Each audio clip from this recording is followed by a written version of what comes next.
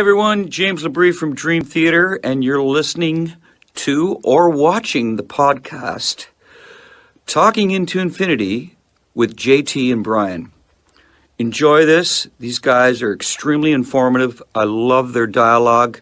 I love their interpretation of the songs, who and what we are, what we were going after. They're very accurate in their interpretations and descriptions, and I just think this is a great show, and these guys are doing a stand-up stellar job. So once again, enjoy Talking into Infinity with JT and Brian.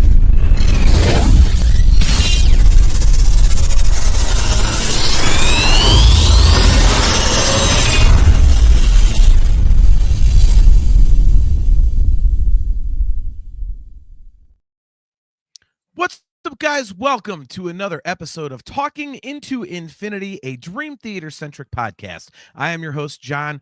We are live on Facebook, YouTube, talkingintoinfinity.com, the cmsnetwork.com, and the locals and Rumble pages of the CMS Network. We are live at those locations every other Thursday at 7:30 p.m. Eastern Time. If you have not done so already, please click that like button and click the subscribe button and hit that notification bell, all on YouTube, of course, so that you are notified every time that we go live. Without further ado, let me bring on my esteemed co-host and one of my very closest friends. He is the mighty Brian Hendrickson. What's going on, man? Hey, man. It's been a while. I forgot to tell you that I was going on vacation, or I did tell you and you forgot. So that was why we ended up not having a show. Right. That was in Orlando. Got to go to Universal. And you have never been, right? I have not. So yeah, it was cool. I definitely decided I'm at the age that I cannot do basically any of these rides anymore. And they take a toll on my body. But man, you probably would, if you like roller coasters, you would have loved some of the stuff they got going there, man. All the motion simulators are so cool, and I know you're a Harry Potter fan. The Harry Potter stuff is out of this world. No butterbeer for you, huh? Too sweet, you said? Yeah, it's very sweet, and especially when it's like 92 with the humidity. The last thing I want to be doing is pounding that stuff, because it's really basically like drinking liquid butterscotch, which if you love butterscotch, I guess you'll love it. I could probably do one. I'm not a huge sweets guy. If I drink pop, I'm doing like the zero, Pepsi Zero, Wild Cherry, Pepsi Zero stuff. So the full test, high test, whatever you want to call it, that would definitely get me, because I have a feeling it'd be like drinking straight syrup or something. But it was fun though. We kind of got lucky, because other than the last day, the weather was it wasn't overcast, and the crowd was there was no. I mean, the longest we waited on any ride was 15-20 minutes, and everything else was almost 5 to 10. So we bought the fast passes and probably didn't even need them. But you know how this is one of those things. If you don't get them when you get there, you're like, oh crap, we should have got them. Yeah. 100%. We do that at Cedar Point for sure. It's but you get it, and if you don't need it, cool. But it's just better to have it. So I recommend anyone wanting to, if you want to go there, it looks like the best time of year is end of September, early October during the weekend. You'll be totally fine. Sure. Tonight is kind of just like an open forum conversation. We kind of wanted to hit on some music topics here tonight. Obviously, starting with some Dream Theater stuff. Before we forget, we do have the annual fan hangout coming up on Friday, December 19th at 7:30 p.m. Eastern Time. If you guys would like to jump in and co-host with us, just shoot us an email at talkingintoinfinity@gmail.com, or you can send us a message directly to us on Facebook. And let us know if you would like to be a part of the hosting of that show. So it's always a great time. Our very good friend Chastity Crawley, who's in the chat tonight, always calls it drinking into infinity. So that's my first night of a 2-week vacation from work, so I'll be raring to go there, Brian. But a few topics to talk about here tonight. We're going to get to some happy stuff, but later on we are going to be talking about something that Doug mentioned in the chat. But just a couple hours ago at most, founding Kiss guitarist Ace Frehley passed away, and I think you can tell something was up from our backgrounds here tonight being Kiss rather than Dream Theater. But yeah, that was yeah, it's we'll talk about it later, Brian. But I'm not a huge Kiss fan, but I consider myself a fan. I really like him and stuff. And Ace for me was definitely the coolest. So it's it's just unfortunate because you kind of always thought that Ace would be the first to go. He was definitely the party guy of the band. But you didn't think it'd be like, oh, he was in his mid-70s and fell and hit his head and had a brain bleed and couldn't recover. Like that just sounds like a total old man thing, unfortunately, instead of a cool rock and roll, like, yeah, he shit out his own liver or something, So very sad. But yeah, we'll talk about that later. Because I know, Brian, you're kind of a Kiss guy yourself. So but first of all, let's kick it off here with some Dream Theater news that I kind of wanted to talk about. And, I'm sure a lot of you guys are aware of this, but it has been going around in the news cycles and things like that. And that is the announcement that Dream Theater has canceled their previously announced European tour for 2026. And I definitely have some thoughts on this because I saw a lot of pushback on this, Brian. Like, did you go into the comment sections on any of this stuff, or kind of look at what the music sites or podcasters or fans were saying about this? No, but I can only imagine it because it's Dream Theater and it's Dream Theater fans, so they lose their minds. So I want to read the press release here because I think people are taking it out of context. See, and Doug himself says, by the way, great to see you, Doug. He says, I thought they didn't handle that well. See, and that's where people are going, and I actually disagree. I definitely disagree. So let's read the statement here and wait, they meaning the band, or yeah, that's okay. Basically what everyone is saying is that people are the band didn't handle this the best way. And I really don't agree with that. So I've got it up on the screen, but I'll read it out to everybody. It says, we know we promised we'd be back in 2026 with our full Parasomnia show, but sadly, sometimes plans change. After much discussion, after 2 European legs on our 40th anniversary tour in 24 and 25, as well as EU tours the previous 2 years in 22 and 23 as well, we've made the hard decision to skip a return to EU UK in 2026. We are currently on the final 3 weeks of our US Parasomnia Change of Seasons tour, so there's still time to come on over to the States to catch this show if you are so inclined. It really is an amazing show. That is an important statement there. That's kind of why I wanted to talk about this. And if we can't bring it over to you, we at least wanted to give you the heads up so you'd have the option of coming to us to catch it. We look forward to returning to EU UK when we begin our next tour cycle in either 2027 or 2028.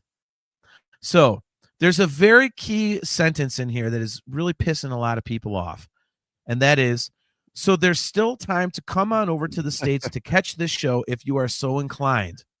Yep. And I think people are wildly overreacting to that. And, like I say, Doug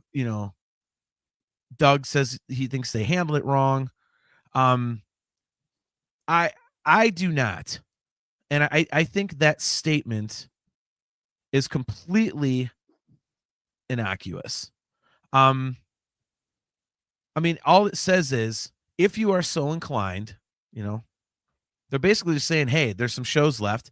So if you're so inclined, feel free to come over. They're not saying, oh, you should totally come over here, man.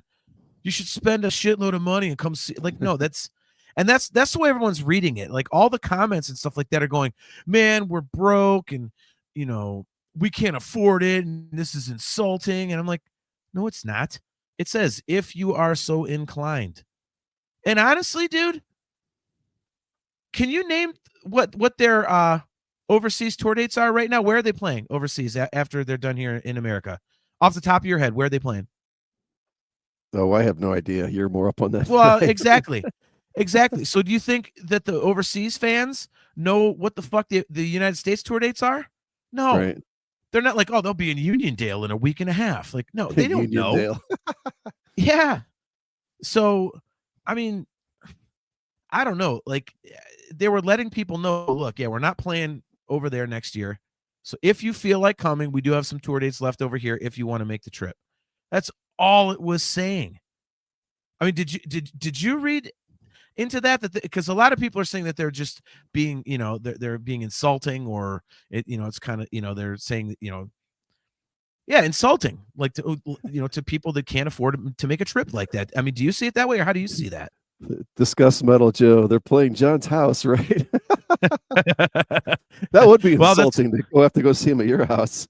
That's one of the reasons I canceled the European tour. I paid them so much they don't have to go over to Europe. They just play here, right, and just do a karaoke for me, and off we go. So yeah. So how did you take that? It's worded a little weird. Okay. It's worded in the way where people are gonna that's just how people are. I mean, they see one little sentence and they'll start picking it apart. I don't know that it was necessary for him to say that, but again, I don't think it was. And like you said, or he even said before then, they were hammering the crap out of Europe on tour dates, and they've hammered the crap out of the U.S., but this particular leg is all different cities, right? So yeah, they're not coming back to Cleveland again on this. You're going to Columbus, right? Yeah, correct. So, I'll be there on Saturday. Yeah, so I mean, I don't know. It's just the typical if somebody wants to see something and read in between something, I guess they will. And again, like we said, they've been over to Europe plenty of times. And like we said, I don't think you can. I think you can only tour for so many times with the return of Portnoy, even though you are, changing it up and doing Parasomnia and change of seasons, you can still only hit some of these markets so many times before there's going to probably be some kind of diminishing returns, don't you think?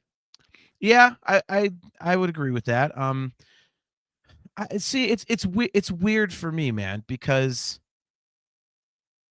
a lot of people are complaining about like ticket prices and things like that, and some of the shows are selling less than others, and I mean, I'm glad you bring that up because I think that is a.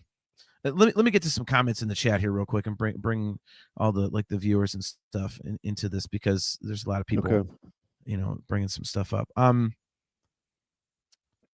Kale McLeish, great to see you, bro. He says they also kind of didn't handle it super great by suggesting just come to America to see us. It's annoying when they do it to Australia. It's downright dumb when they do it to Europe. See, again, I don't agree with that, man. Yeah, and I mean, Doug makes a good point. He says they should have just canceled and said nothing. No one would have said anything. Yeah. And then Mount Hood, man, great to see you, bro. He says they literally did zero wrong. Ha, so weird. They've been there twice in the past year. So yeah, I mean, yeah, and this is exactly my point. He says, "Oh, come on, Mike Portnoy just said, come over if you can." It's wild. People can complain endlessly about that. He's just letting folks know there's still shows and come if you can. The end. Robert Husted, great to see you, man. We'll see you Saturday. It says Dream Theater fans overreacting. Shocker. So, yeah, dude, man. By the way, Tom DeVoe, great to see you, bro. Great to see you. Tom, go in your Facebook messages and respond to me about the Mammoth show. Anyway. Yeah, I mean, the whole ticket price thing, I think, is at the heart of this too, and I'm glad that you kind of mentioned that sort of thing because I think you and I are on interesting ends of that spectrum. So I'm interested to get your take on this because a lot of people are saying it's that the ticket sales aren't going well because of the prices and they just toured and everything. But I mean, let's start with the prices and all that kind of stuff. So I mean. I would say, you're amazing with your finances. You're not rich. It's not like you work some $300,000 a year job or anything. You're just amazing with your money and you've saved right. And you've got a lot of, flexible income if you choose to use it. Sure. So for you, if they were coming to Cleveland again, or if I wasn't going to Columbus on Saturday, you and I already said, let's go to Pittsburgh. And so you and I would have been seeing the show twice within less than 7 months. Me, right. I'm shitty with my money. I do make more than you, but I'm terrible with it. But I'm willing to blow it because I do things like that. I'm like, well, fuck, it's my favorite band. I'm going. And especially since Eddie Van Halen passed, I'm like, well, I don't know when the last time I'm going to see my favorite artists are. So I'm going to go in case it's the last time. So I'm going to spend the money, regardless of whether or not I have it. You would spend it because you do have it and you're a fan. So where do you stand on people complaining about the ticket prices? Because I get it. Yeah. I totally get it. But I'm not sure where I stand when it comes to, this whole twice in 7 months thing. Well, not having the disposable income to go twice is understandable. But not understanding that this is what concerts are now. They're through the roof because the costs to put these things on are through the roof. And I think, I don't know what the percentage is, but way too much is going to those ticket fees, right? Those are we're paying $25 and we didn't even get anything out of it. It was just a right for us to buy a ticket. It's almost become like like basically what the Browns are going to end up doing with the new stadium, what they call the PSLs, right? That's what I feel like a ticket fee is anymore. It's a public seat license. It's a license to buy this ticket. And there's $25, $30 out the door before you even actually got your so-called ticket, right? Yeah. Now my thing is like these costs are not coming down. The bands are not the bands are not getting rich off of this. I don't know if the promoters are, I don't know if the venues are, but we know for a fact the bands are not getting rich. They're selling their merch. They're not barely selling albums, but basically they're making all their money off of their merchandise and maybe some past catalog stuff. And these ticket prices are what they are. I mean, we're going to talk later a little bit about the Rush thing, but I mean, you've seen what those are, and everyone's like, "This is ridiculous. They're $300." Yeah. Well, what did you think they were going to be? I mean, that's just that's just where we are, and that's Rush. And I mean, but I totally understand that people not having the income as much of a fan as they are to go see them twice in a span of even 2.5 years, right? It's like especially people that have families and whatnot. And I mean, the cost of food, the cost of everything is just kind of through the roof right now. And I'm almost even to the point of where like I'm saying no on some stuff, even though, like you said, I think I'm fairly decent with my money, but it is kind of getting out of hand. But at the same time, that's just what it's going to cost. I mean, it's not the bands going, hey, let's screw the fans on the ticket price. I guarantee you that's not what's happening. Yeah, I completely agree. And it's something that, our very good friend Kale, he and I have talked about it. And he always, throws a fit about them not coming over to Australia. And I've told him time and again, I'm like, bro, I don't think you appreciate like just how much it costs to get over there.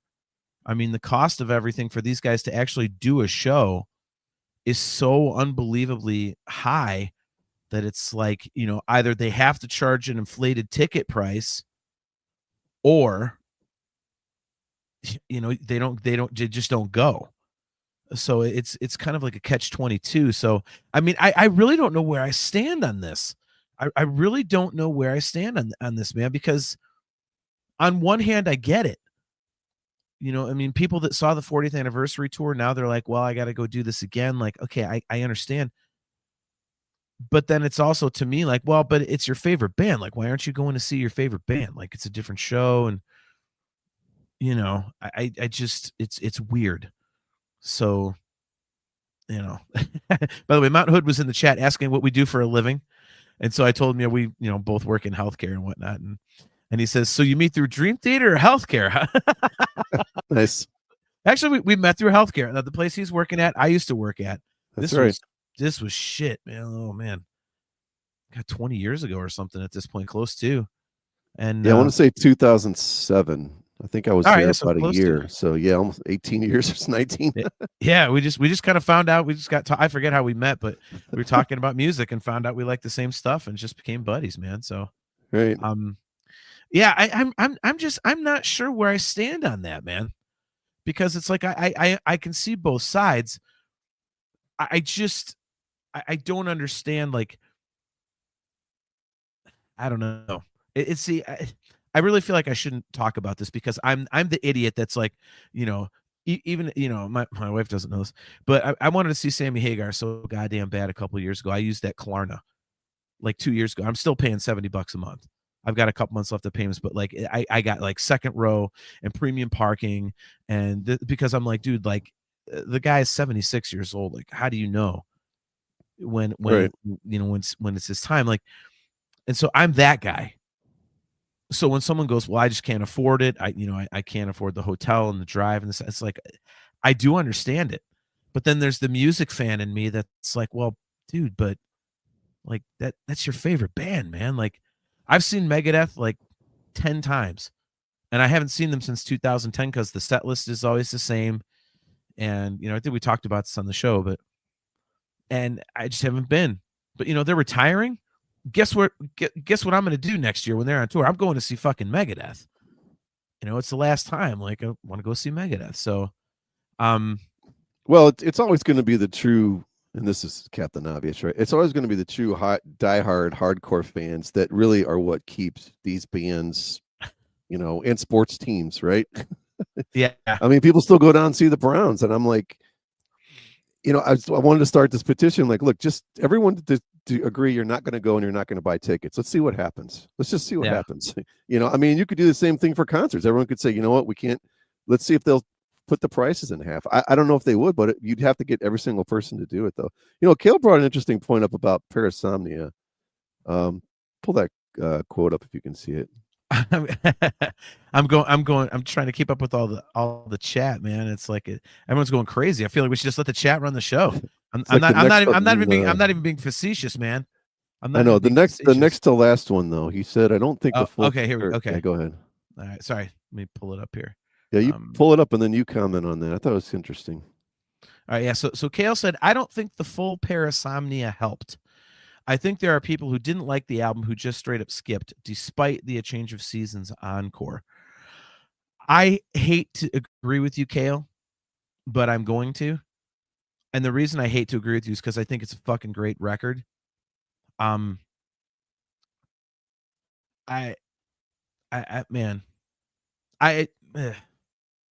just don't get people who aren't into that record, so it's a personal preference of mine. But I think I would agree. I think people, if they're doing an entire record and you're not into the record, they're not going, even though the second half of the show is all stuff you like. So yeah, but if they were just, even if it wasn't in their city, like if it was something like us, like, okay, well, we just saw them in Columbus. So I don't know how many people are going to Columbus. Sorry, just saw them in Cleveland. I don't know how many Cleveland people are going to Columbus other than you. I mean, probably might be a few, but Columbus is a massive market too, right? I mean, plenty of people there. Probably biggest plenty city of in the state, fans. Yeah. Right. So. Yeah. I wonder if they'd have come out and instead of doing the 40th anniversary thing, if they would have just done the Parasomnia thing, like do what they're doing now, but have done that right off the bat, if that wouldn't have been a better play. Because I think even and let me know in the chat here, and you correct me if I'm wrong, Brian, what you think, but I think even people that were like, yeah, Parasomnia, I'm not digging it, because it was their first chance to see Portnoy back in the band, I think they still would have bought a ticket. What do you think? They might have, but I don't think that would have been a great idea because it hadn't really been out all that long. Like, well, I'm also saying like put the album out earlier. Because they didn't put it out until, God, it was because we went the end of March and I think it came out in February. Right. So it was in the middle of the tour. Yeah. So they'd already, I don't know. I just think that's kind of, I don't want to use this as an example, but it's kind of like the Iron Maiden were playing All of Matter of Life and Death or whatever it was. Well, the whole problem there is that they're playing that crappy record, but yeah, but I mean, but you understand what I'm saying. It's like they haven't seen Portnoy in forever, and it's like, okay, instead of seeing all of our fan favorites, that we're sort of forced into liking this, whether we like it or not, I guess. But to your point, if the album comes out earlier, then that's fine. Yeah, I don't know. It's just it's this whole thing is just surprising to me. Like, I understand that it's 2 shows within 7 months for a lot of people, but it's also like I really thought that the Hey Portnoy's back thing would have given them legs enough for this to be more successful than it is. I mean, and it's doing fine, but it's just like people are saying like some shows are undersold and whatever like that. I really thought that the popularity of this record, and I mean, I don't know what you think, but from what I've gathered, the fan base really likes this album. And so I think the popularity of the album combined with, Portnoy being back and whatnot and a totally different set list would have been enough to grab people. I mean, and maybe I'm just thinking back in the day, because I know back in the day I would see him twice on an album cycle in the same city, and they would do different set lists, and it was packed as hell both times. So I guess maybe I was just expecting that, Yeah, I think people like this album more than View from the Top of the World. I guess we agree on that. Yeah. But I don't know if they like it as much as what am I thinking? Distance Over Time. But yeah, ooh, that might be a cage match. Yeah, that would be kind of a tough one. I don't know. I have to. We just came up with go back and listen to the new one a couple more times before I want to start putting stuff up against Distance Over Time, because it's so damn good. Yeah, but yeah, go ahead. Go ahead. No, you go ahead. Go ahead. Oh no, yeah, I mean, none of this shocks me. I think, well, we let's just put it out there now. We're going to Queensryche, right? I mean, we saw the amount of tickets that were sold up to like a month before they totally canceled it and then moved it again, and there's still not a lot of tickets sold. I mean, Queensryche's probably a bad example, because we've talked, like, my God, I think they were at the Hard Rock Casino over there something like 3 times in 5 years, at least, maybe 4 times in 6 or 7. I mean, it's been a lot, and I think you can oversaturate your market. Whether or not, one of the greatest drummers of all time rejoins his band he founded or not. So I think there is a little bit of that going on. Yeah, I don't know, man. Maybe it's just like I mean, shit, dude, like stuff like, what happened today, Ace Frehley passing. Like, you think, okay, well, all these bands that we love, I mean, they're all, I mean, how many bands are we all seeing right now that are like in their 20s and shit, I mean, I love Wolfgang Van Halen, so I'm seeing him a bunch. He's in, his early 30s, but everybody else is like, Queensryche and Sevendust. And I mean, Sevendust is comparably young, but they're in their 50s, late 50s, Dream Theater's in their 60s. Like, so it's, how do you know? I mean, is it oversaturation? Maybe, but it's like, well, how do you, they want to keep going, for the time they got left. I hate to phrase it that way, but you know what I mean? Musically, I mean, not like they're going to, kick off here in like a few weeks or something, but how much longer can they play the style of music? How much longer can they stay on the road?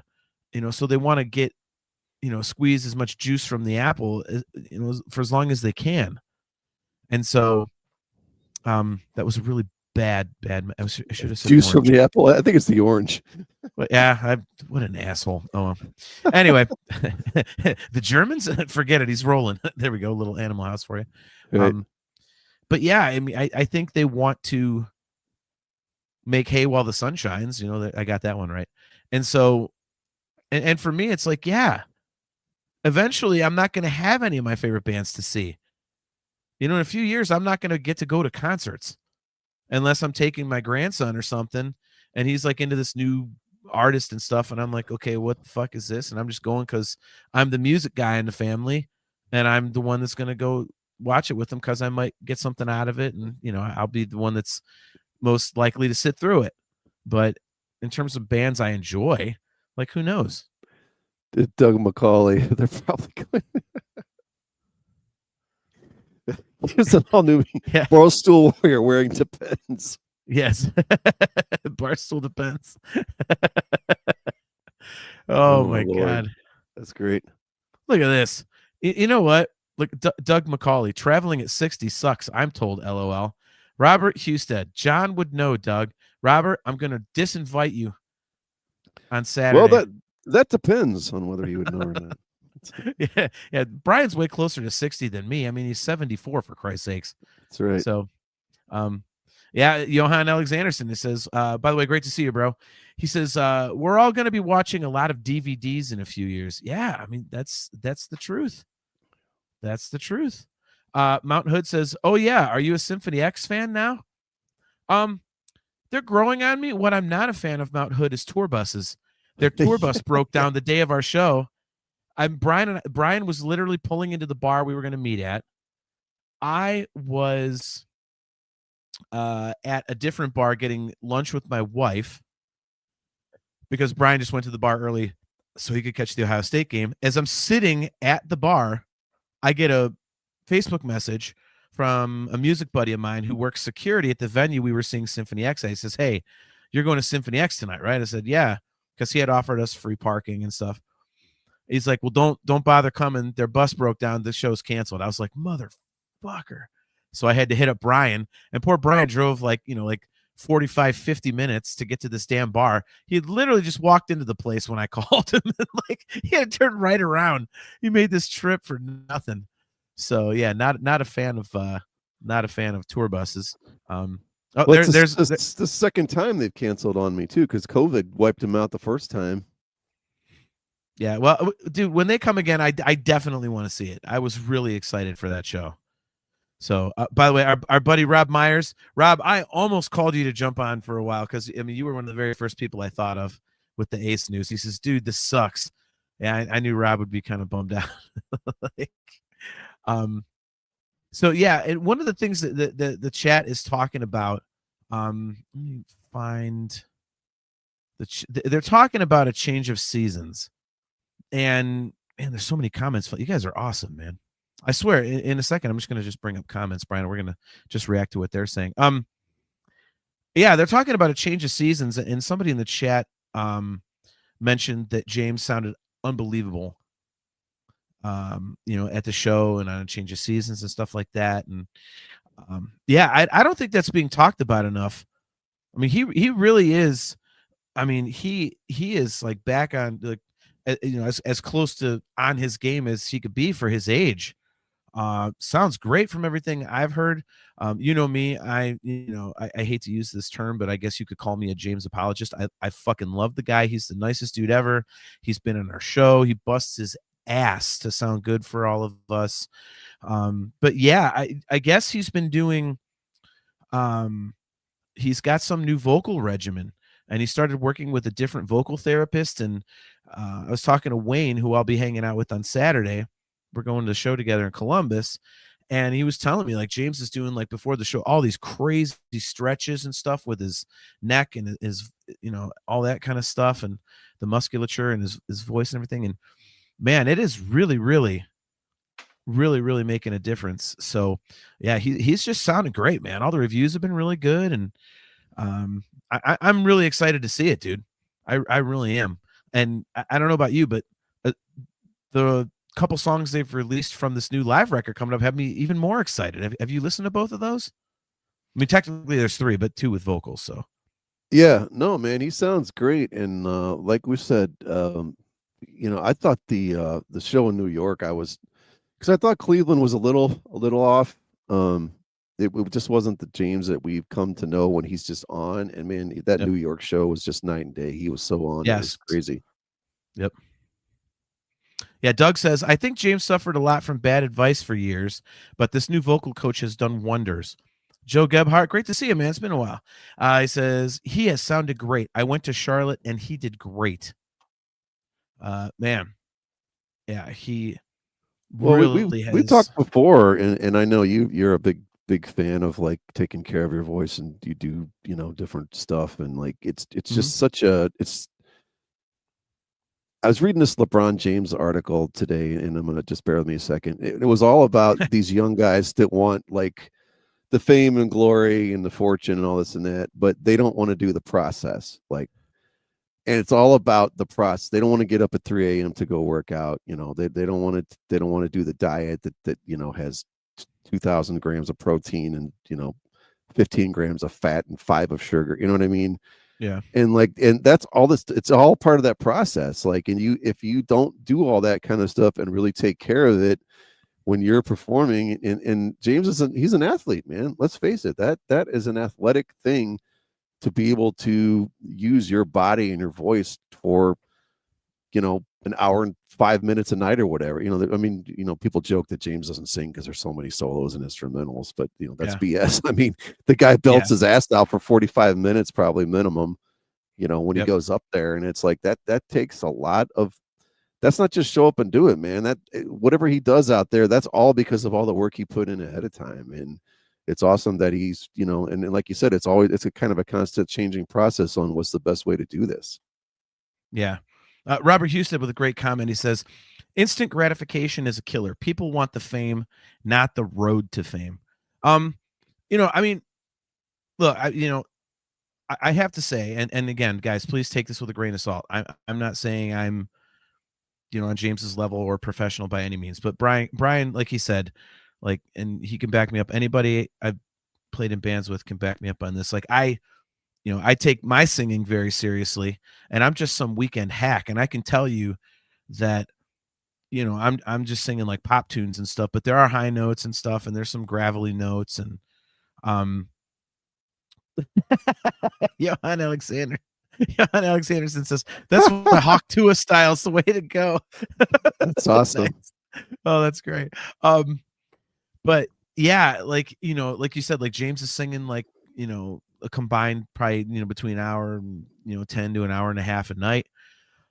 And it's really acrobatic stuff. And, people really don't understand, unless you've really been through it, how difficult it really is, to keep your voice in tip top shape. I know that, for me, like I can get through one show pretty easily enough. I've done it for long enough, it's like, but it's not like I can just yell my head off all week long and then show up at the gig and hit every song, Journey and The Outfield and Alice in Chains and all this stuff. It's like, no, like it doesn't work that way. Like even just for a single show, like I'm all throughout the week, I'm making sure I'm not yelling too much, and I'm keeping an eye on how I feel, and, drinking extra water. And I already drink a shitload of water as it is. And, and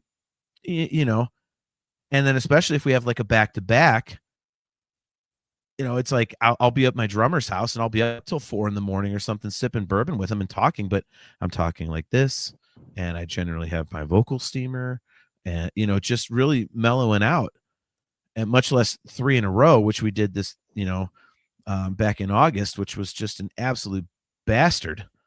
So, it's really difficult because, if you're playing an instrument, I mean, yeah, it's physical and everything, but you can get up and play guitar 7 days in a row, whenever the hell you want, 14 days in a row, whenever the hell you want, whatever. Your hands might get a little sore, but it's no big deal. But the voice it's musculature, man. Like it can really get fucked up. And, James, again, he does such acrobatic stuff. And during the day, he has to do interviews. He has to do the meet and greet thing. Like talking is a burden in and of itself on your voice. And people don't understand that. They think, well, but you're not yelling, you're not screwed. Like it in certain ways, it could be worse on your voice than singing. So the shit that James has to go through to do this, I don't think people give him enough credit. They just see the amount of time he's on stage and go, he's either good or he's bad, and fuck him if he's not good. It's like, why aren't you good? It's like, dude, it doesn't work that way, bro.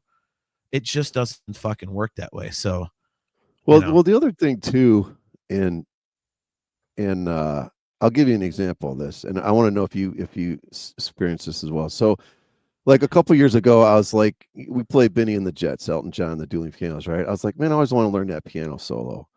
So I sat down and learned it. It didn't take me forever, but it was some work involved. I found some YouTube videos and that helped, but I still had to learn to play it over and over. And I play it, and now it sounds pretty, I'm not patting myself on the back, sounds pretty damn good. Anybody who's a decent keyboard player can play it.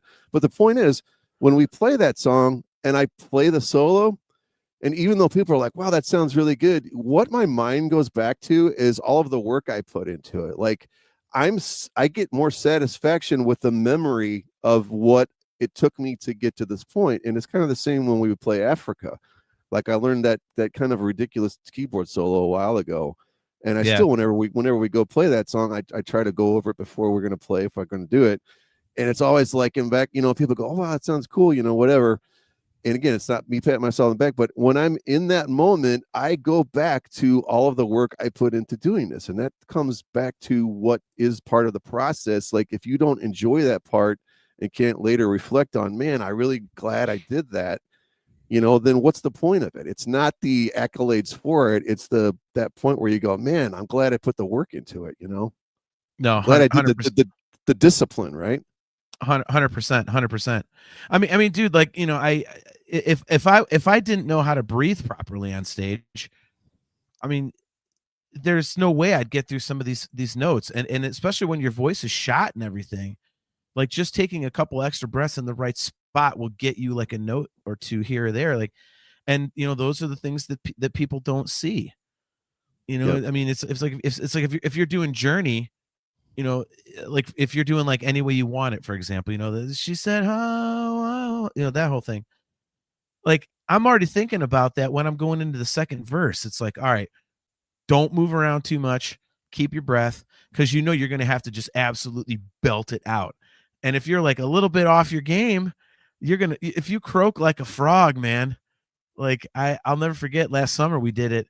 And I had just come off being sick, and like I put it earlier in the show so it'd be, easier to do. But I could tell from the first notes that I didn't have it. I was like, oh boy. So I'm immediately thinking, what am I going to do with that middle part? And Mount Hood says, I don't know how to breathe properly in general. It's a real problem. Doug McCauley, I can only breathe in Canadian. It's a lot more expensive to breathe in Canadian, isn't it? It is. What's the exchange rate on that? Yeah. But yeah, I got to that part and my voice, I could feel it breaking. So I just literally turned it into a James Hetfield on purpose to make people laugh. I went, she said, oh, yeah. Like, you betcha. Right? And the band was like, what the hell was that? They just thought I was being funny. It's like, no, I was covering for the fact that my voice, if I would have kept it, like, she said, oh. It also kind of goes back to, since we're both in cover bands real quick, like when people come up, hey, can you play such and such? It's like, no. Well, why not? Yeah. Like, well, I don't know. We get, first of all, it's not the easiest song in the world. And even if it is, like, we've never played it. So we can't just magically come up with a song to play because you want to hear it. You know what I mean? It just doesn't work that way. Yep. Dude, I mean, Kale, he's got a great point right here. He's seeing one of his favorite bands, Carnival. He's seen them 2 nights in a row. He said, I'm kind of concerned about how I'm going to get through this weekend's show. I went to Carnival last night. I'm going to Carnival tonight. Yeah, I mean, dude, that's exactly the thing.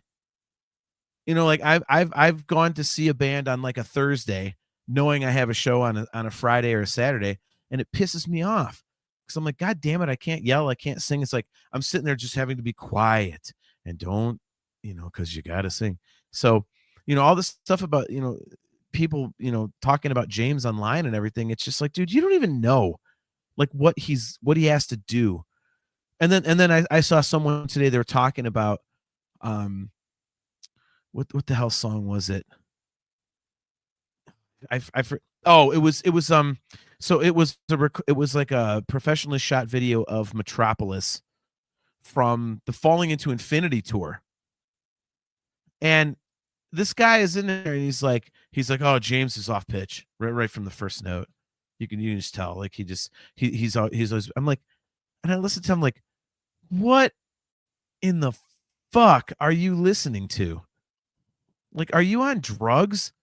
So I mean, I don't know what, maybe it's just like, again, I'm going to age us right now, Brian, but I mean, is it just like younger fans are kind of like, it's this different mindset? Because you and I weren't like nitpickers like this when we were growing up. It was like, if it was little janky and all that, it was like, oh, it's fucking rock and roll, But now maybe it's just in these horrifically toxic comment sections on Facebook pages and internet, blogs, whatever. Maybe it's just the negativity is just, that's where it's at, and unfortunately that's all we see. But I don't remember us bitching like this growing up, I mean, well, you didn't have access to that stuff to be able to bitch about it. That's the thing, it's like, you didn't have that much kind of time on your hands because you were too busy listening to the music and going to the shows, where let's see if I can dig something up here that I can comment on and see if I can get a bunch of likes and clicks, because I made my stupid comment. Yeah. No, I completely agree, man. Man. Yeah, and Joe Gebhardt's mentioned something. He says, he said that was pretty soon after his food poisoning. Took him years to heal. Yeah, Joe. He said himself that he didn't feel like back to 100% till the 6 Degrees tour. And it's, oh my God. But by the way, Mountain Hood says, I click on the Instagrams. Yeah. Don't get me. I'm going to hell for my Instagram algorithm, Mountain Hood. Just put it that way. But yeah, I mean, he's not wrong. I mean, James didn't take time to heal, and he had that whole food poisoning thing, and he still sounded great. And I was arguing with some guy, and I made a mistake and got in the comment section. I was arguing with some guy about that who was saying that we're full of shit. First of all, he's an idiot because he said we're full of shit for mentioning the food poisoning thing in Cuba. He's like, that didn't happen. Like, yes, that did happen. Everybody worth his salt as a Dream Theater nerd knows that that's a thing. So, but he's, that's no excuse. That's no excuse. I'm like, are you kidding me? The guy could barely talk. Why don't you go try and sing the songs of Awake when you can't even speak? Like, what do you mean? Like, it was just like, and that's when I realized, I shouldn't have gone in the comment section. It's okay to be critical, but what is your ultimate goal here? Okay, maybe it didn't sound great. Fine. If it happened 20 some years ago, who cares now? Like, I don't know. What is you just want everyone to go, yeah, this didn't sound good. Okay, maybe it didn't. Fine. Can we move on with our lives, or what are we doing here? Like, I just don't understand sometimes with this stuff. Yeah. I mean, and Chastity Crawley, she brings up a great point. And Brian, you'll get this, and anybody who's watching or listening, I kind of, her comment, I'll read here in a second. It's kind of like what is it, like offensive lineman in football? Like, she said, my mom made a comment similar to John. The only time you complain about the singer was if they legit didn't show up to perform, or if they threw up on the crowd type of stuff. Yeah, like usually they're perfect and ready to roll, and people don't notice it. It's like they're expected to just be completely money in the bank. Well, the third thing is if they were Vince Neil, but well, but I mean, and dude, I'm glad you bring that up, because that is something to take into consideration here that I don't think people do. To me, there is something to be said for singers who actually give a damn and want to sound good. You mentioned Vince Neil, like everybody jokes about it, but he's the perfect example. The guy just wanted to get drunk and bang chicks the whole time, and his voice sounds like ass because he didn't take care of himself. Stephen Pearcy, same thing. David Lee Roth is atrocious. They never cared about actually singing and putting on a good show. They just wanted all the trappings. They wanted to be a star. And people like James want to be a good singer, and I don't think enough people give him credit for that. It's and I'm sorry, I will beat that drum till the day I die. And it's not just because he's a super nice guy, and it's been nice to me when I've interviewed him 20 years ago, and was amazing to Brian and I when we deep dove his own record with him. The guy really works his ass off, and I think people need to cut him some slack, because there's not a lot of I can't say there's not a lot of people that do that, but I mean, for a lot of the rock bands that people are into, like the more popular ones, they kind of don't. And as they age, they get shitty because they don't care. And James really cares, and I think he deserves a lot of credit for that, man. Well, Dream Theater's never a band that's going to tour just to tour. Like, that's just not how they're just not designed that way. They never have been. Yeah. I mean, hell, go to somebody like My Young. That dude's on record of practicing like 11 hours a day or something, or or 8, right. like ever since he was, I don't know, 12 or something. Like, he just doesn't miss a day. It goes back to my LeBron James thing. Like, he doesn't do that because he just wants to tour forever. Like, he does that because he has to, in his mind, to continue to be the best player that he is, and and to constantly put on a great show. He doesn't do that strictly to tour. He does that because that's just in his DNA. I mean, they're just all pros in that way. They're not going to go out to tour just to, well, we got a new album, we're just going to tour to tour. Like, no, we're going to go out there and kick some fucking ass, you know? Yeah. We're going to bust our ass like we always have, and it's all part of, I keep saying, it's all part of the process. Dude, and you know, it's, I mean, you know this. Again, you know, we just playing stupid cover bands, but dude, it's the difference between wanting to be great and just be good enough. Like when you go, it's good enough. Like what is that? Like, I don't know about you, but I mean, how many times have we talked about this? And I think you feel the same way. You know, I've argued with so many guys about this where I've said, you know, when I'm performing for the musicians in the crowd. Because I know that if I can impress the musicians in the crowd, then the average music fan who isn't aware of what it takes to do that and all the work and all the yada yada that goes into it, they're going to be like, holy shit, this is amazing. So I'm trying to impress like the very top people who know what's going on so that everybody else is damn sure having a good time. And that's why whenever I hear people, it's good enough. Like, no, it's not. Like, why are you up there just hacking? At that point, you're just taking a paycheck. I would have a lot more respect for you if you said, you know what, dude, I just want to get up there and play guitar and get paid. I don't give a shit. Okay, fine. Well, at least you're honest. But don't sit up. Don't go. Oh, I'm a musician and I care. Like, no, you don't. Bullshit. Like, you just want to get paid. Like, and that's fine. If that's what you want to do, go for it. You know, I mean, shit. Like, right. But don't lie to people. So, yeah, Doug McCauley. John Mayung practices 25 hours a day. Right. So while we got a bunch of people watching live and stuff, just a reminder, guys, we do have our annual fan hangout coming up on Friday, December 19th at 7:30 p.m. Eastern time. If you would like to host that show with us, just shoot an email to talkingintoinfinity@gmail.com, or you can send us a Facebook message and we'll get to you there. For those of you who are not familiar with the fan hangout, we basically just jump in here and do this, but we talk about any damn fool thing we feel like. And we get you guys, the fans, viewers, listeners, whatever term you'd like to use, up on screen to host with us. And a lot of drinking goes on. It's basically just a giant hangout with a shitload of Dream Theater fans. And we do it every December right around Christmas. So, again, it'll be December 19th. It's a Friday night at 7:30 p.m. Eastern time. So talkingintoinfinity@gmail.com if you would like to jump on and co-host with us. So, all right. So let's get to some other music news now that we've we'll jump down off of our soapbox here. But you know, and thank you for indulging us on that, guys. I'm a little worked up. I'm going to Columbus, as we mentioned a few times, on Saturday. We didn't mention it on Saturday, but as we've mentioned, Brian, I've been doing this all day. I've just been speaking like I had a freaking stroke. As we've mentioned a few times on the show tonight, I'm going to the Dream Theater show on Saturday, and I'm just crazy pumped up to do so. I'll be hopefully meeting up with Robert Husted. My schedule that day is going to be a little crazy because I'm going with Wayne Joyner. So very, very excited to meet him in person. We're meeting up tomorrow night.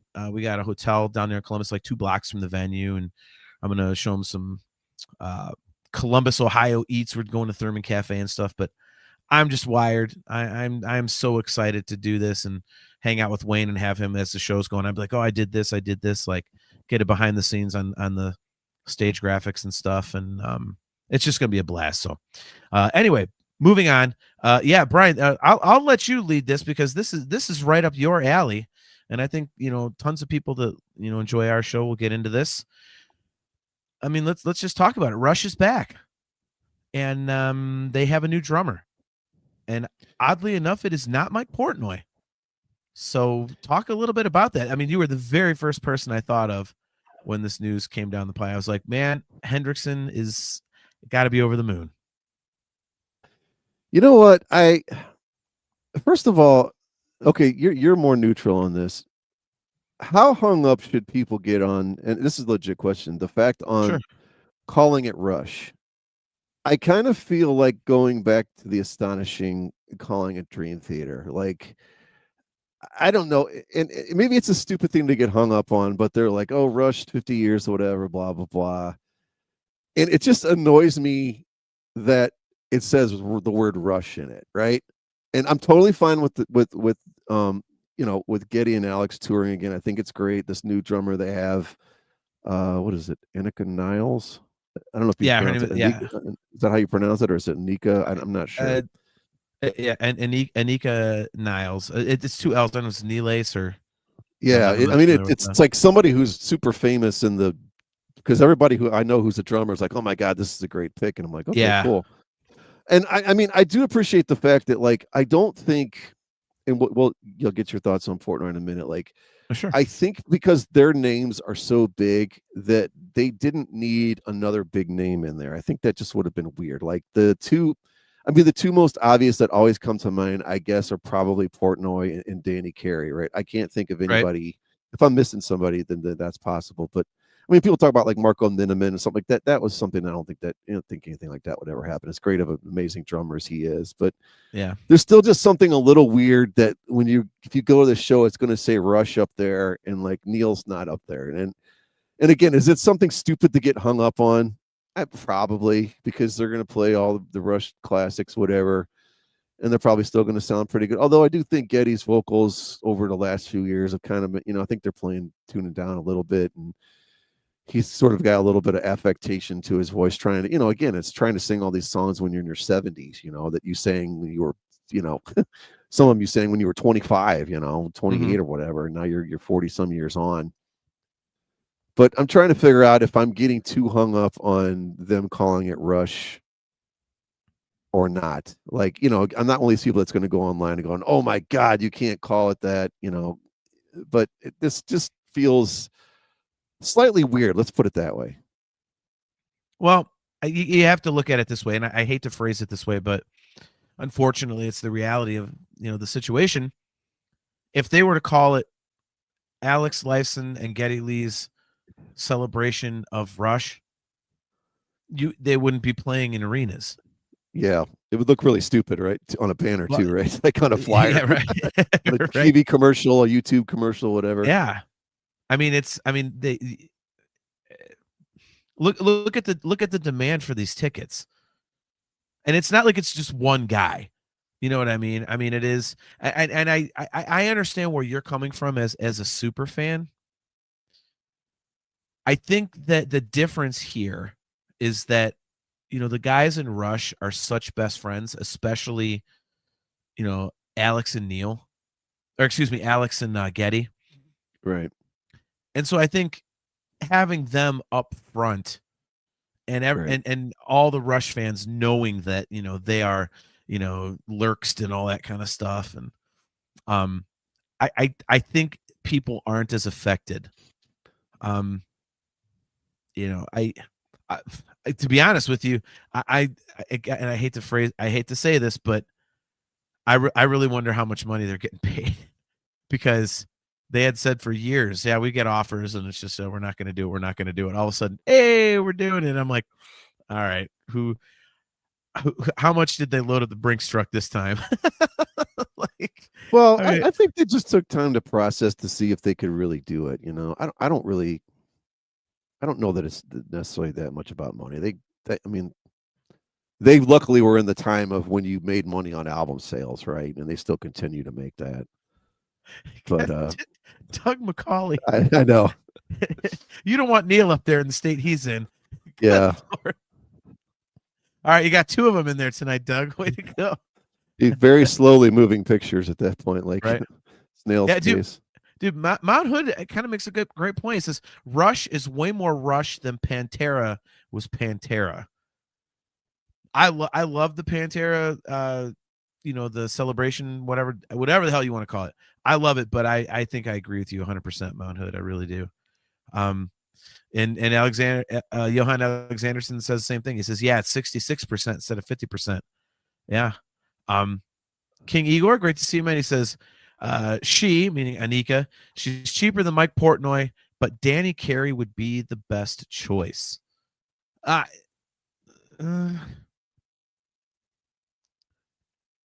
don't know. Dude, I still think if Portnoy was available, and I have thoughts on that, but I think he would have been an awesome choice because I think there's something to be said for someone bringing their fandom into their performance.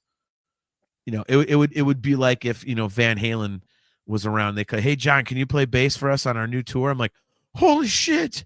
Like there's something a little extra there, you know. And I think with Portnoy and Rush, there'd be a little bit something extra there. So I think that'd be kind of cool. I wonder if he'd almost be too close to it that he couldn't do it. I mean, that's an interesting question. I mean, I don't know. I would have to think no. I mean, God knows he's professional enough to, you know, understand like the gravity and the magnitude of the situation. But Yeah. you know, I just think it'd be kind of like, and to me, it's, and you know, I don't know anything about Anika, so I, you know, she may be like the biggest Rush fan on the planet. I don't know that, but I just think it'd be cool if you had like kind of like a super fan who's also like this world class drummer. Oh, look who's tuning in, man. John Ronis. What's up, man? Good to see you, bro. How you been? Nice. So John Ronis of the Dream Theater World Fan Club there. They just did an awesome chat with the guys, so that's very cool. Yeah, I just think like having a fan back there kind of would add a little energy to it, I think. But that being said, again, I don't know. Maybe Anika is like a bigger Rush fan than Mike Portnoy or Danny Carey or whoever else. I mean, anybody who's that great of a drummer to step into those shoes has to be a massive fan. That's just yeah. You know what I mean? Like, oh well, I never really liked this music, but I can play it, you know, easily. Right. You know what I mean? Like, you just get some hired gun. Like I wasn't really familiar with Rush, but they called me up and I was like, yeah, I don't have anything going on for like, you know, most of 2026, and I thought I'd just jump in here.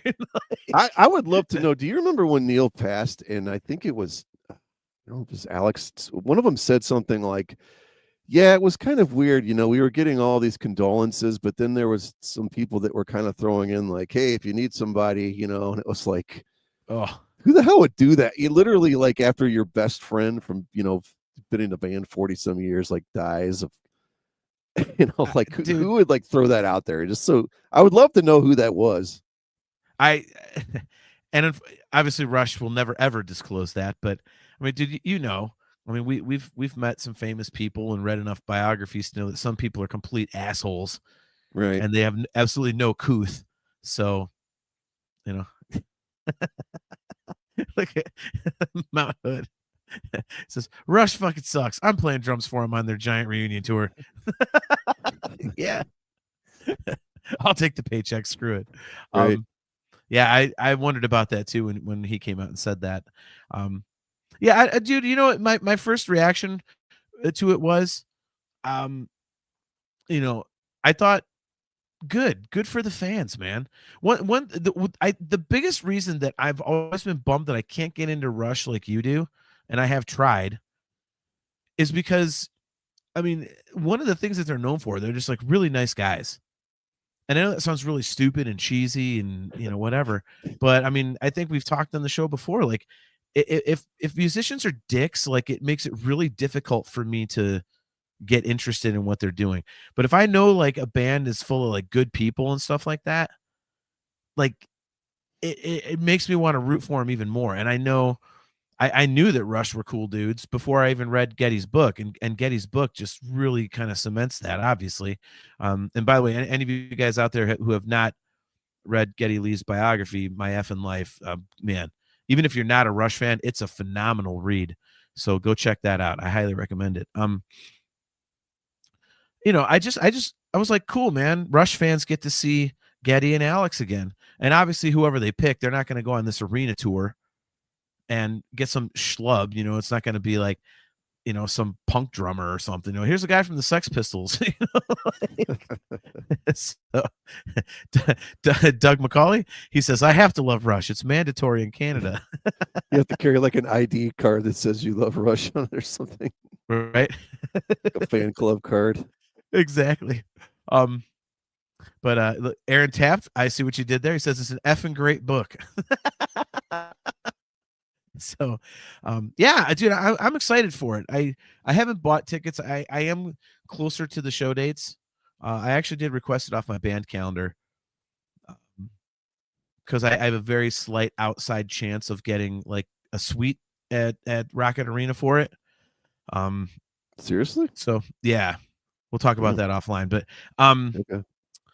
But yeah, so there's just in case. And also I might just buy a ticket. Even if I go by myself, obviously my wife wants nothing to do with it. She's not into prog. But I'm like, you know what? Even if I only know, a third of what they're playing, it would be cool to see it. You know what I mean? It's like, because it's like, I mean, the Rush fan community has always kind of felt like Star Wars-ish to me. Like it's, kind of like Dream Theater does. It's a bunch of nerds who love the same thing, and you kind of, it's people are just in a great mood all the time and not as judgmental as other fan bases. And I just kind of want to see what that's like. So, it's always funny looking around to 18 to 22,000 people air drumming to Tom Sawyer. Like that's always like, you never see any other show where that many people all of a sudden are really good air drummers. Yeah, right. I don't know. There's just something about it. It's I don't know. It's just like a classic thing you just have to do. You're like, especially when it gets to that middle part of the solo, right. that roll down the toms. Like everybody does it. You have to. Like, I mean, it's just like it's like someone's saying, like, you have to be a fan if you're in Canada. Like it's the law. You just got to play along to it. Yeah.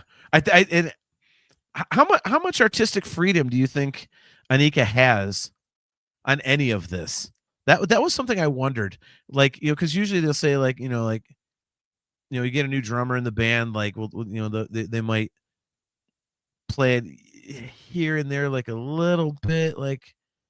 But I mean, do you think in the music of Rush, especially like with Neil Peart's status in the music community, and especially among drummers and stuff, is there any room for her to do a single thing different, or does she have to be pretty much a karaoke machine?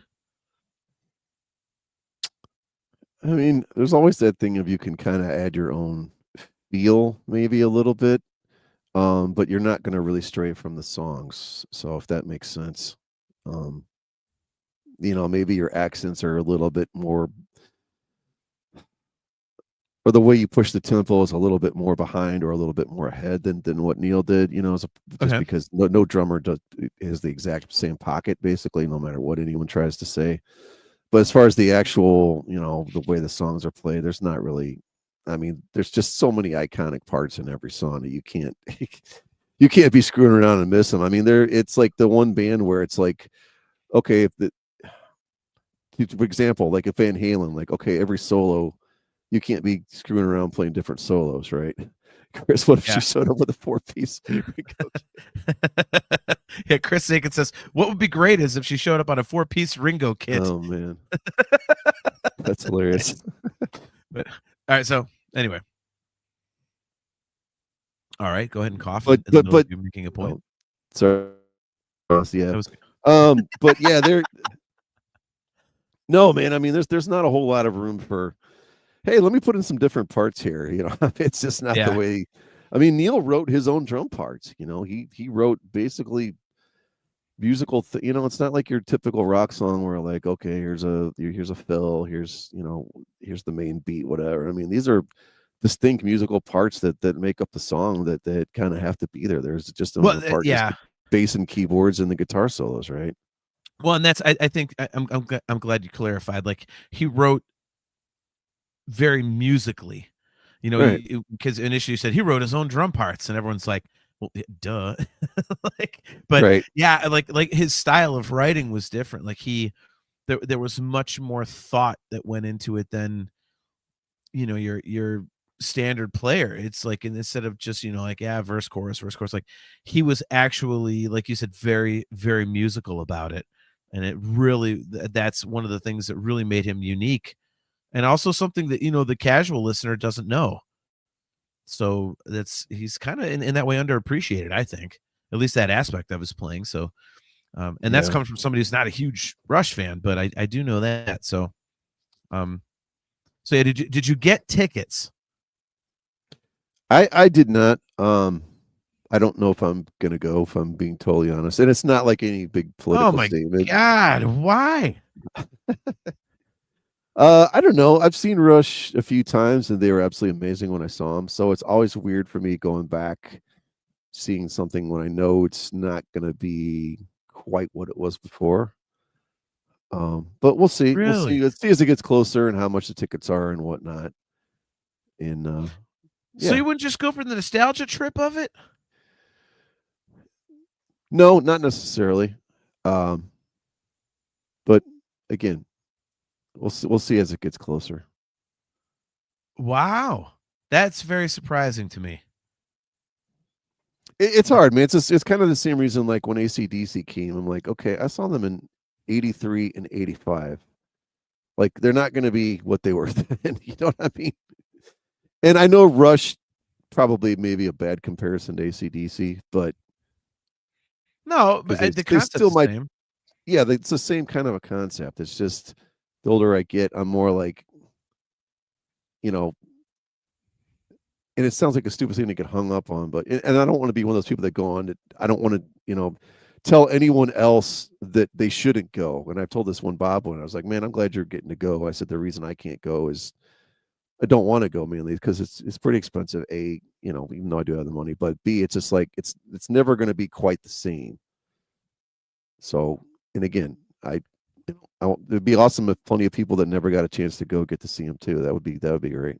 Yeah, dude, that really surprises me. But I really thought that you'd be like first in line to check this out. Like, I don't know. All right, a couple great comments in the chat. About this. What exactly we're talking about. Chris Aiken, great to see you, brother. Love you, man.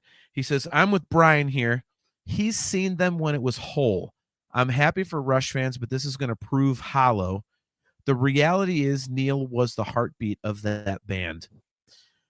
I am going to disagree with that. And it's the reason I'm surprised that, Brian, you are not going. I think it really is going to be a celebration of Neil. And I think it's going to be a way for people to, I mean, you could say goodbye, I guess, but I would prefer to think of it as like kind of like I said, celebrate the guy, because you saw the last tour in 2015, and then he passed away, so you're never going to see Rush again, whatever. And I think this is a really cool way to go out and like I said, the guys are making a boatload of money, but they are best friends and they do want to play this stuff again. There's clearly still an appetite from the fan base to see the songs, and to see these guys live. So, but I think it's also a great chance for them to kind of go out. It's almost like I would say like a curtain call. I know it's like a cheesy way to phrase it, but I think it's kind of cool. And, because they already said, there's going to be a section in the middle of the show that's going to be just like a big tribute to Neil and stuff. And so, yeah, I don't think it's going to prove hollow. I think it's going to be really cool. For me, knowing the way that, that I am as a fan, if I was a huge Rush guy, I would already have tickets. I would have taken out a bank loan, for Christ's sakes, for that reason, because it's like, okay, I get to hear these songs live again.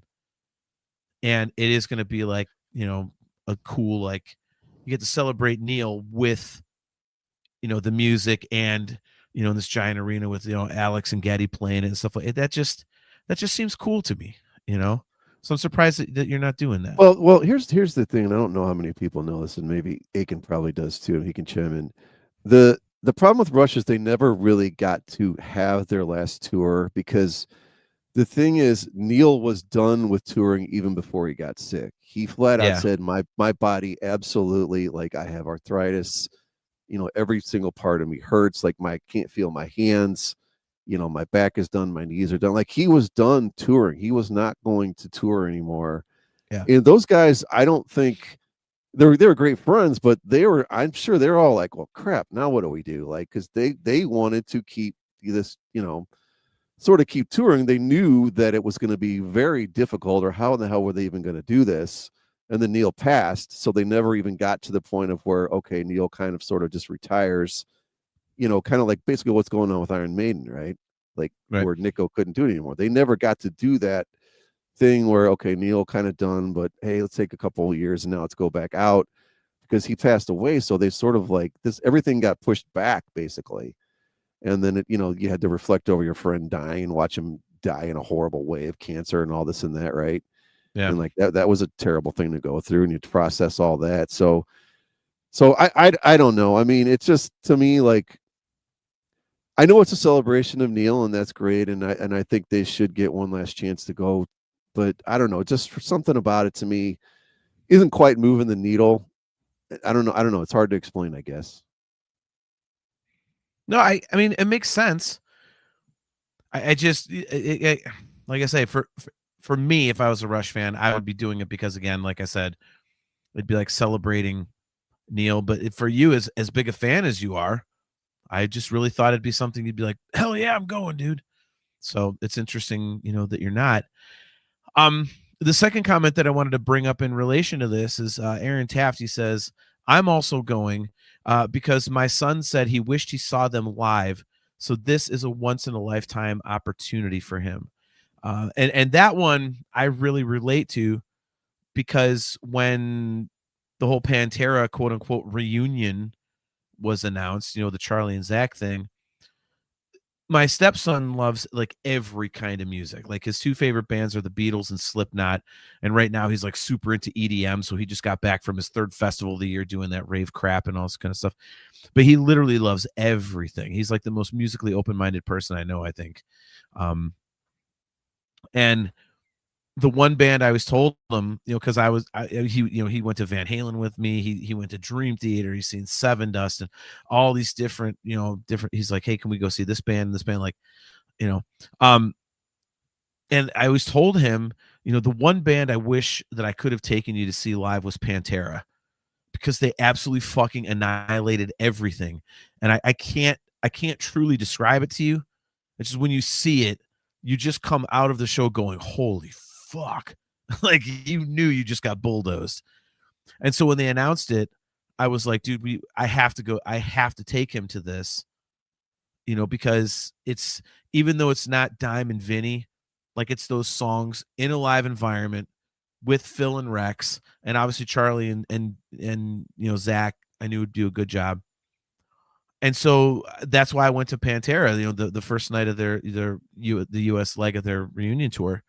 We went to, I think it was a Burgettstown, West Virginia or something like that. And, we did the tailgate thing like we did back in the 90s and shit. Like the parking lot was jam packed and Dominic and my stepson, his name is Dominic and me and my brother, we put back an entire bottle of Crown in like 45 minutes. We were, other people were sharing with us and just partying it up. And then we went in there, and the power of those songs, even though it wasn't Dime and Vinny, like the way that I'll always describe that show was the only way it could be any more Pantera was if it was actually Dime and Vinny on stage. And so I'm really glad that I got to do that, because he got to see, that, and he understood to the point where, earlier this year, his birthday's in April, and he was turning 25, and Pantera had announced the U.S. tour. And I was like, yeah, I saw it. I think I'm good. Cool. I wasn't planning on going. And he hit me up and he's like, so did you see Pantera's going on tour? I'm like, yeah, they got a Blossom Music Center date. That's pretty cool. And he's like, you thinking about going? And I was like, he sounded interested. I was like, well, I mean, why? Are you thinking about going? He goes, yeah, I wouldn't mind. I'll go see Pantera again, which for him, he's very reserved. That's him saying, I want to go to Pantera. so there we go. My wife was like, well, I've already seen him, so why don't I skip? And then you just take the money you were to spend on my ticket, put it together, and you guys get nicer tickets. So I got second row with him to go see Pantera at Blossom right in front of Zach, and we were raging again. And so I think there's something to be said for it on that tip too, Oh yeah, there's nothing more awesome in the world, man, than being able to something that you absolutely love and you pass along to somebody, especially somebody younger, and your stepson. Like Yeah. I mean, that has to just feel like it's just such a cool level. Like, oh my God, like he's experiencing what I get to experience it again through him, and then I get to relive what I relived, and it's like, and just knowing that you can relate, to someone with something like that, regardless of if they're family or a friend or whoever you meet online or something, like just that connection of like, oh my God, you totally get it the same way I do, man. It's awesome, especially when it comes to music, Well, 100%. It's like you tell them the stories and everything, and like I told them about, like I'm meeting Pantera and getting fired for meeting Pantera, and I've got the signed Music's Bottom Line magazine from that day back behind me, and all these different stories, and oh my God, they're so good live and they're so amazing. But it's like, it's one thing to just tell the stories, but it's awesome to be able to have him see it in person and just go, what the fuck? I'm like, yeah, dude, this is like a real band doing real things. Like, it's none of this click track pre-recorded bullshit. This is just four dudes like throwing up their middle finger, like, fuck you, like, get on board or get fucked. Like, and it's it's a cool way to watch a show. So look at Doug. He says, what's left of Pantera really? A neo-Nazi and liver spots, man. Doug, I will say, man, I think the show's great. If we can't have Diamond Vinny, which is a goddamn shame, the song sounds so unbelievably fucking powerful live that I'm happy with it. It's it's almost like seeing like the world's greatest tribute band. So all right, man, well, we got a little bit of time left, so why don't we get to the news of the day? Never thought we would be talking about Kiss on a Dream Theater podcast, but obviously the major music news of the day is Ace Frehley passing away at the age of 74. And as we said earlier, what a shitty way to go, man. He just slipped in his studio, hit his head, and had a brain bleed and didn't recover. So definitely a bummer, for him to go out like that. And I know, like our buddy Rob Myers, like I was thinking about him because I know he's a massive, massive Kiss guy. I got some other buddies that are huge, Kiss fans. And for me, I can't, like I said, I can't call myself a huge Kiss fan, but I love the 70s stuff. I like a lot of the 80s stuff. Chris Aiken and I are actually ass backwards on that. He loves the 80s stuff and just doesn't like the 70s stuff. But yeah, how far back do you go with Kiss? Because I mean, mine was a very simple way of getting into Kiss, and I think it's how tons of kids got into Kiss. So what is your history with Kiss, if you have any? Well, my history with Kiss was my babysitters in the 70s when my mom worked the evening shift as a nurse at the intensive care unit at the hospital, and my brother and I were like, let's see, I was 7, he was 5, so it's roughly between 7 and 9 or 7 and 10 when we had babysitters come over, literally bring their albums and like go down in the basement and put their albums on our record player we had in the basement, because we had a foosball table and we had an air hockey table. So we were like the babysitter and their friends hang out right at our house, especially in right. the 70s, and that came complete with them, basically, smoking pot outside and doing everything else they did in the 70s. But right. But yeah, so yeah, and it was like, I'd see these album covers. I'm like, oh my God, what is this? And then we talk about famously getting to see Kiss Meets the Phantom of the Park live on TV, in like 1978 or whatever it was. Right. And then just kind of growing into in the 80s. And the funny thing is I think I actually only saw Kiss once, and that was on the Asylum tour. Wasp opened for them. It was a great show. They were kind of in that phase though where they had Eric Carr drumming and everything was played just way too fast. It was like, are we just trying to get through the songs here? Like, I don't know. It was but yeah, so they were in the heyday of their 80s hype right then and there. And but obviously I never got to see him with Ace. I saw Ace 2 times. Do you remember when Slam Jams had a club downtown in the Flats? Might be slightly before your time. I think it was, yeah. Yeah, maybe Aiken remembers this. So Ace Frehley actually played at Slam Jams down there. So did Tony McAlpine, which is really weird. Look at Johan Alexanderson. He remembers it all. We are Satan's people playing with kids in Satan's service. Nice. That's awesome. Wasp and Kiss. Nice. Yeah, I didn't even think of that. Good memory, Johan. Nice work on that, man. But yeah, I saw him twice. I thought he was better there than on the cruise. The cruise, it was like, I think I talked about him on here, and it was just like they'd play a song and then he's fumbling around on his guitar while he's talking the whole time, between songs, and just kind of just goofing around on his guitar. And he has a great backing band behind him. They do everything they can to try to keep him in line, but I don't know. I think he didn't necessarily at his solo shows give back to as much as the fans worshipped him. Like, try to care maybe a little bit more, like right. He's just such a goofy guy. And I'll just say one last final thing. I think to me, it was always sad that like they couldn't get past the giant egos of Paul Stanley and Gene Simmons and Ace Frehley to the last tour. Like, just have Ace come out, the last show or a couple shows, play 4 or 5 songs. If he wants $50,000 or whatever, 100, just give it to him, Gene. That's in your couch cushions. You know what I mean? Like, but these guys are all so proud and they've got such big egos and they can't set them aside. And I think it sucks. And I always thought that Ace was kind of like, Gene took everything way too seriously in Kiss, and Ace was like, look, man, this isn't that serious. But he took it way too far the other way. They couldn't find the middle ground, and forget about the drinking and the coke and everything else, whatever. But there was just always like I think Ace would be like, dude, this you're like thinking what we're doing here is this big deal, and it's like, this is just rock and it's entertainment, and you're so damn serious about all of it. But then he would go so far off the deep end where you would see Gene's point about like, well, we have to have some kind of boundaries here. Yeah. So no, yeah, it's funny you said that. I mean, I think you just basically nailed the success formula of 70s Kiss. Like, Ace was the rock and roll, and Peter was like the rock and roll, but obviously Ace especially. He was that, hey man, this ain't that serious. We're just a fucking rock and roll band. But Gene was like, no, this is a business and we take it seriously. It's like, and when you combine those two things, that's really what, if you think about it, that's what we know about Kiss.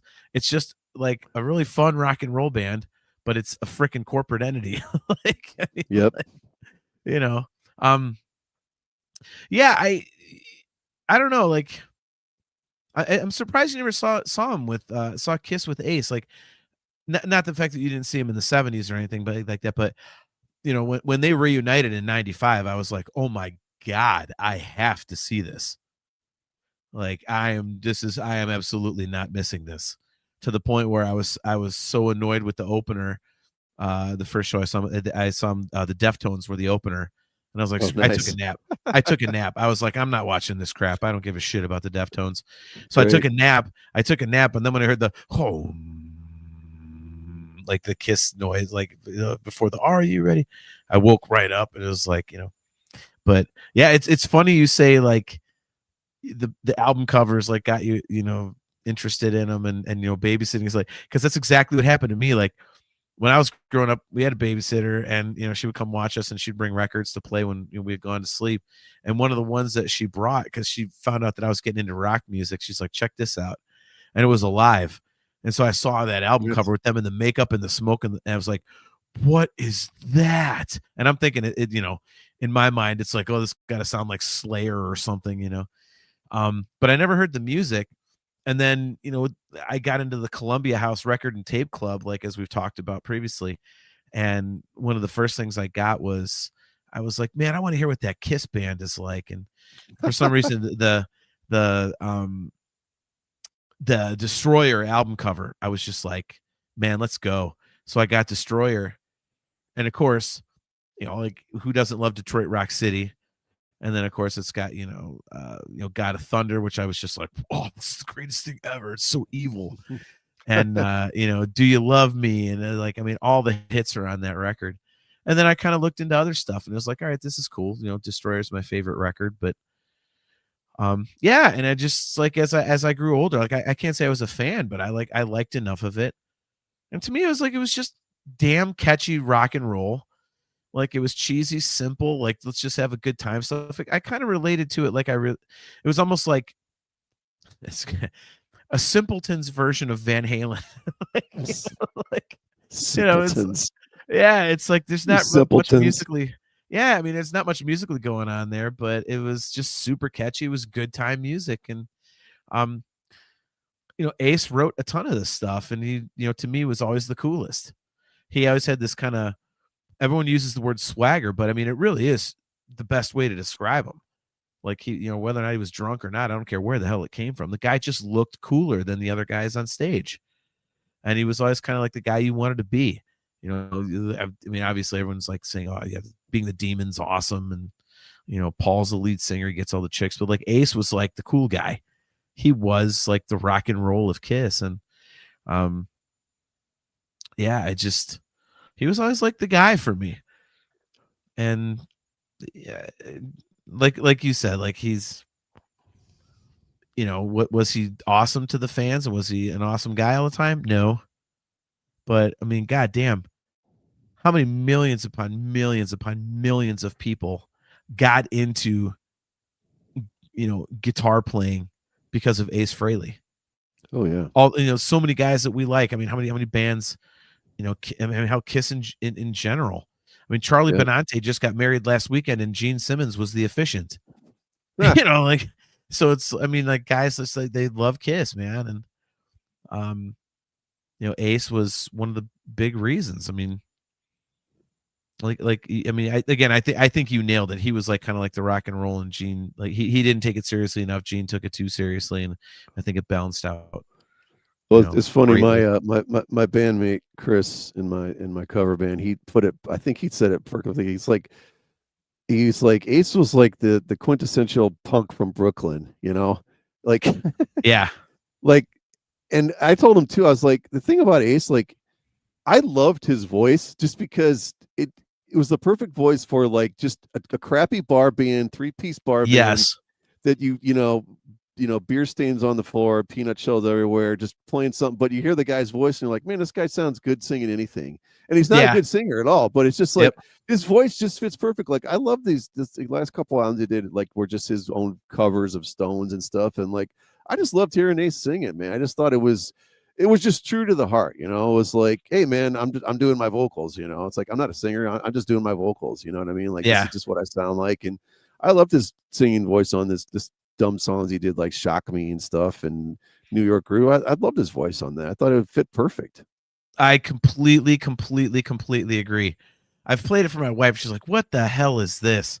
I'm like, it's Ace Frehley. It's like, this guy, he can't sing worth a shit. I'm like, but that's kind of what makes it awesome. Like I could not agree with you anymore, man.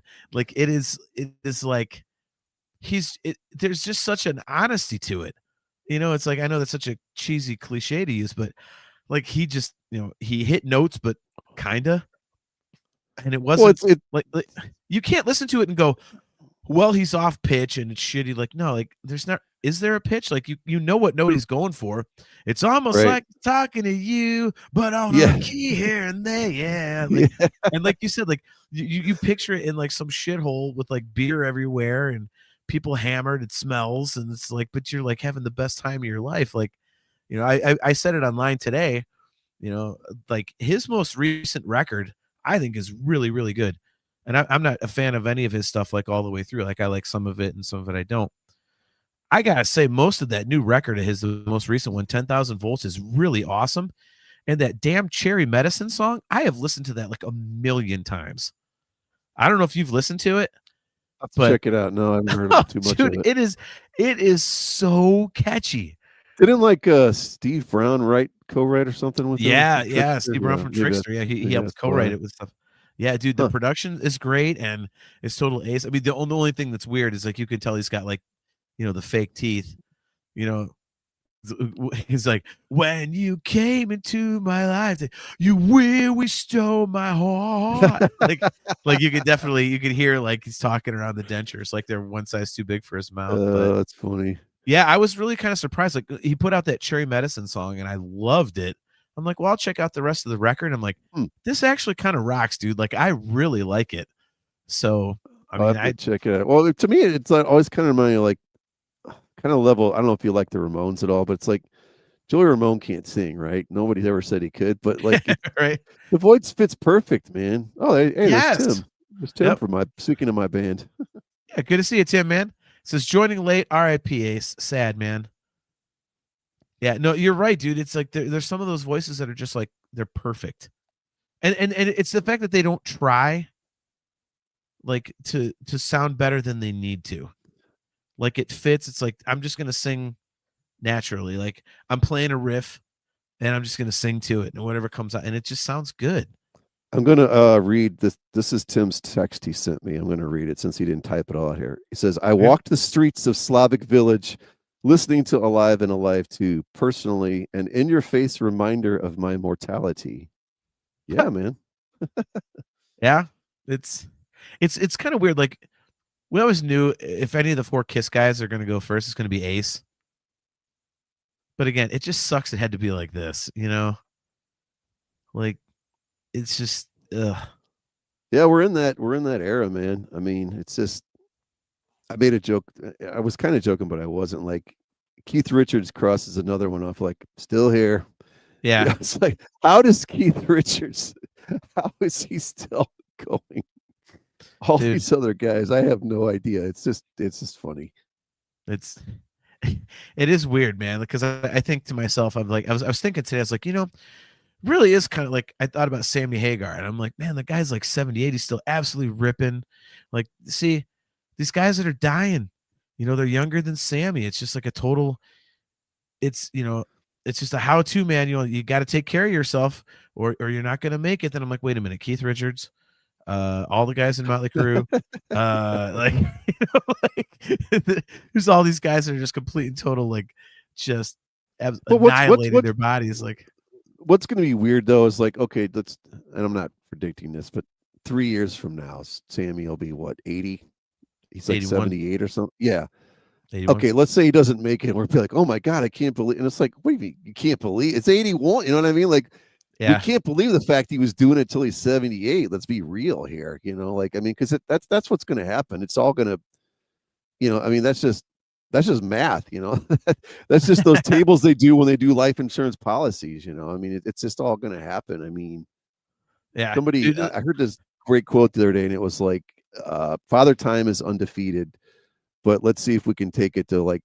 You know, it was a sports analogy. Let's see if we can at least make him go to triple overtime. And it was this coach. It was right. Literally this coach that's battling. I forgot what kind of cancer. I think it's like liver cancer or something. Like he's stage 5. Like this guy's. So it was easy. But he's like, you know, I'm just going to try to take it to double, triple overtime. You know what I mean? Yeah, dude, 100%, man. Like, I mean, Doug says it best, man. He says, once all these rockers die, that's it, man. No one's going to be upset when Bieber dies. You know, like, yeah. Like, what's going to happen? Chassis says time to put them all in bubbles, like geriatric bubble boys. Like, yeah, it's crazy. I mean, it's, you know, I always, you know, I say it all the time, but I always think back to the line in Indiana Jones where he says we seem to have reached the point in life where life stops giving us things and starts taking them away. It's like, man, it's so true. And yeah, I still remember, again, as a kid, seeing those album covers, the Kiss album covers, and, you know, looking at Ace, and was like, man, everybody else has like pretty much black makeup on, but Ace is like silver and spacey, yeah, and all this kind of stuff. Like, and he was just cool, man. And yeah, you know, to your point, you know, all these, you know, these guys that keep on keeping on, and people that should be here that aren't. I made the comment online the other day. Someone was bitching about Ted Nugent, like how much he hates him. And I was like, you know what? I'm with you. I say all the time, like, why did God have to take Eddie Van Halen and leave us with Ted Nugent? Like, couldn't he have taken that piece of shit and left Eddie around? Like, you know, like, oh, man. I mean, it's a very morbid thought, but you know, it is what it is. But yeah, very sad, man. Ace Frehley was a huge influence on tons of people. And I got a bunch of buddies that are big Kiss fans, so it sucks for them. And yeah, I mean, he was a huge guitar influence on tons of guys that we love. And sad day, man. Sad day, but what a kick-ass life. And go, you know, listen to Rip It Out and Shock Me and Rocket Ride. And like I said, like my personal recommendation, if you haven't heard, is the new Ace record, or latest, I should say, 10,000 Volts. I think it's really, really good, man. Thank you, Doug. Doug says, spot on, John. Fuck that guy. Yeah, I always joke that I have a list of questions that I'm going to ask God when I get up to heaven. And on that list is going to be, dear God, why did you take Eddie Van Halen at 65? Couldn't you have like gotten Ted Nugent the hell out of the way? Let us have some more Van Halen music. Like seriously. But if nothing else, having Eddie see what Wolfgang's got going on is will be pretty badass. So all right, guys. Well, that is going to do it for another episode of Talking Into Infinity, a Dream Theater centric podcast. Thank you guys for tuning in. The chat was crazy tonight, man. We couldn't even keep up. Our good friends Doug McCauley, Chastity Crawley, of course, Cale McLeish, Aaron Taft, Tim Morgan, thanks for tuning in late. Johan Alexanderson, Joseph Wren, always great to see you, man. Mount Hood 91, appreciate all you guys. Chris Aiken. We are going to be right back here in 2 weeks. The date is going to be Thursday, October 30th at 7:30 p.m. Eastern Time. And I am going to be giving a recap of my trip to Columbus that is coming up. I'm leaving tomorrow night, and I will be seeing Dream Theater on Saturday night. And I'll be going with none other than Dream Theater graphic artist. He is the man, the myth, the legend. You've seen him on the show a few times, and by this time his name is spreading all over the place. But he is the guy that does the amazing stays. There we go. I'll just do that. The amazing stage graphics and video and all that stuff for Dream Theater on the Parasomnia tour, the 40th anniversary tour, and the last couple Mangini tours. He's done a few music videos for the band and everything. I'm going to see the show with him. I'm finally getting to meet up with him in person in Columbus. So I'm taking him out to the Thurman Cafe tomorrow night for an enormous burger in Ohio State Buckeye country. And gonna have a blast with Wayne. Go to the show Saturday, and I can't wait to hear him tell me all about how he does certain graphics and how things work and all that kind of stuff. It's gonna be really cool. And rumor has it that we might have passes to do some fun stuff that might include, 5 of our favorite musicians that we talk about on the show all the time. So I will be discussing my trip on that next episode and giving you all the fun stuff. I'll be posting on our socials if I'm allowed to take pictures of certain things. So stay tuned to that. And otherwise, man, don't forget, we have our annual fan hangout, which is on Friday, December 19th at 7:30 p.m. Eastern Time. If you would like to jump on camera with Brian and I and host the show, again, it's a free-form discussion. We literally just get together. We have some drinks. We talk about anything for as long as it goes. And we want you guys to take part. So if you'd like to be a host, just send us an email at talkingintoinfinity@gmail.com. And if you don't want to do that, you can always send us a message on Facebook at our page at Talking Into Infinity. So there you go. All right, Brian, any final thoughts before we jump out of here? No, man, good episode. I appreciate everyone joining in and giving their thoughts. And yeah, man, a lot of cool topics. I enjoy kind of just doing like a news thing. We hardly ever do this. We'll have to do these every once in a while if we get some. Hopefully, we don't have to have people die though to come up with topics. That is kind of lame, right? Yeah. Like, hey, Ace died. That gives us something to talk about. That is. Hey, the guys canceled a tour and Ace died. Let's do a podcast. Yeah, exactly. So maybe next time we can have like more positive news. Let's just put it that way.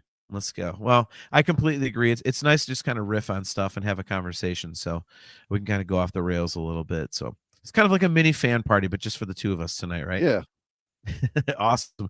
All right, guys. Well, one more time, if you have not done so and you're watching on YouTube, please click the like button, click the subscribe button, and hit the notification bell so that you are notified every time we go live. Once again, the fan hangout is going to be on Friday, December 19th at 7:30 p.m. Eastern Time. If you want to host with us, just send an email to talkingintoinfinity@gmail.com or send us a message on Facebook. And we will be right back here on all of our locations on Thursday, October 30th at 7:30 p.m. Eastern Time. So until next time, guys, he is Brian. I am your host, John. And until then, as always, man, carpe diem.